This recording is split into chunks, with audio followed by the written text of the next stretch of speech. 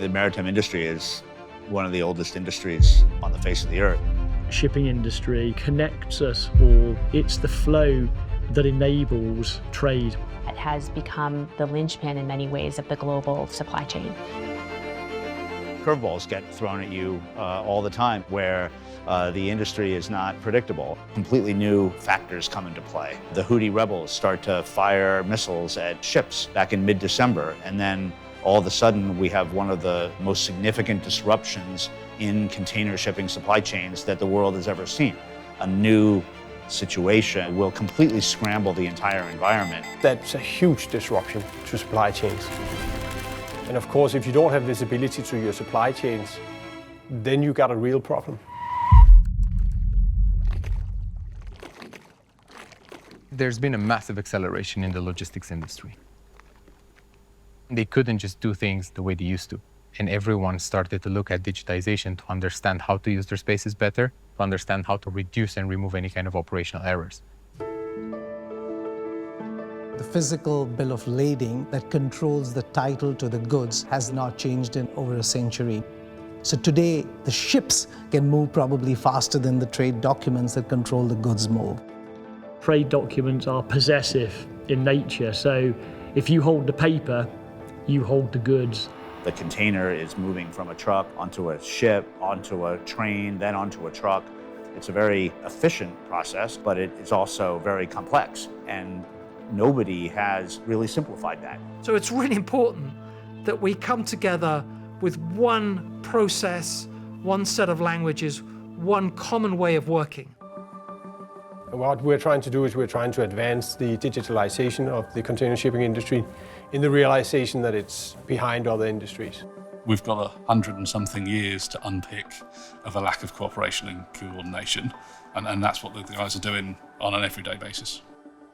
It's almost like flying into Singapore and you are getting 2 different ETAs on your flight. That's just not happening. Everybody knows. You can go on any website in the world and you can check when the flight from New York is landing in Singapore, and it's going to say the same thing. But that's not the case in container shipping today. Some degree of joint effort. Predictability, understanding what could go wrong, all this are part of making automation work seamlessly. Container shipping line, that's very important to hold this industry, but each of this layer have communication gap and process gap, and that makes very difficult for us to improve in fast pace. Those small steps need to happen, and I think they are happening. It is going to take a while. It's going to be complex. There are legal constraints, there are technical constraints. In this day and age, it should be completely digital. But there's a commitment from the CEOs of this industry, and that commitment is a significant first step.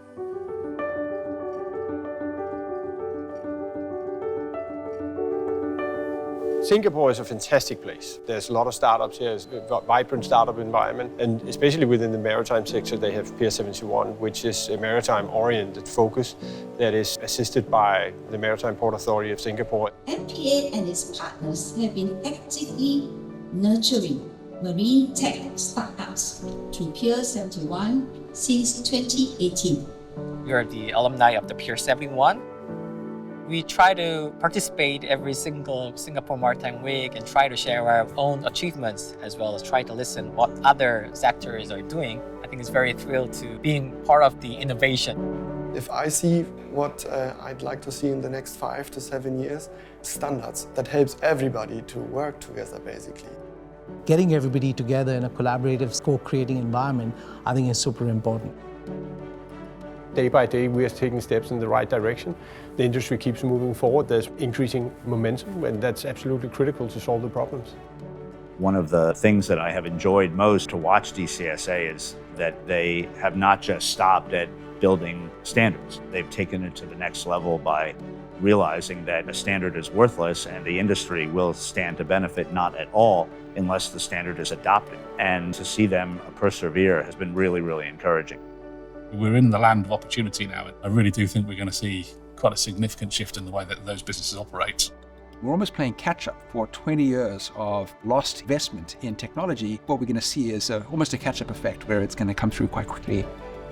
It is very exciting from the point of innovation and technology. We're on the precipice now of reinventing and changing this industry yet again in a way that will massively improve the global trade. How it enables us to connect digitally with our customers much faster, much cheaper than ever before. That's what's exciting. It's just a very meaningful mission. We are trying to create a real impact in the supply chain industry, to the benefit of everybody. The fact that it's difficult, if it had been easy, we would have done it a long time ago. It's not easy. Of course it's not.